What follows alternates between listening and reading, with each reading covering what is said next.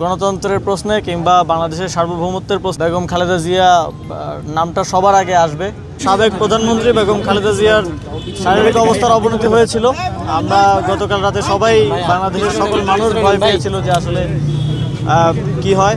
তবে আমি এসেছিলাম খোঁজখবর নিতে। ওনার মেডিকেল বোর্ডের প্রধান সহ আরও পরিবারের সদস্য যারা আছেন সবার সাথে দেখা হয়েছে, কথা হয়েছে।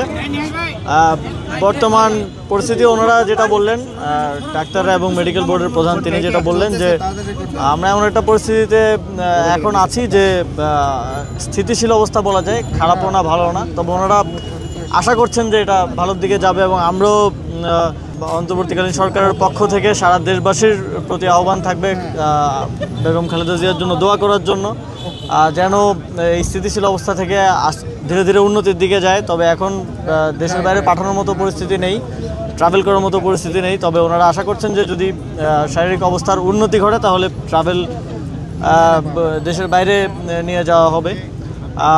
আসলে বাংলাদেশের গণতন্ত্রের প্রশ্নে কিংবা বাংলাদেশের সার্বভৌমত্বের প্রশ্নে আমরা দেখেছি যে বেগম খালেদা জিয়া নামটা সবার আগে আসবে এবং বাংলাদেশ একটি এখন গণতান্ত্রিক রূপান্তরের যেই সময় পার করছে, এই সময়ে আসলে বাংলাদেশের মানুষ বেগম খালেদা জিয়ার ব্যাপারে যে কোনো ধরনের খারাপ সংবাদের জন্য প্রস্তুত না এবং আমরা প্রত্যাশা করি যে তিনি দ্রুতই সুস্থ হবেন এবং বাংলাদেশের এই গণতান্ত্রিক উত্তরণের যে প্রক্রিয়া সেটাও তিনি দেখে যাবেন এবং বাংলাদেশের মানুষের শহীদদের এবং আহতদের আত্মত্যাগের বিনিময়ে তিনি শেখ হাসিনার যে শাসনামল সেটার সমাপ্তি দেখেছেন, শেখ হাসিনাকে পালিয়ে যেতে দেখেছেন। এখন আরেকটা গণতান্ত্রিক রূপান্তরের গুরুত্বপূর্ণ ধাপও তিনি আমাদের সাথে পার করবেন, এটাই প্রত্যাশা থাকবে।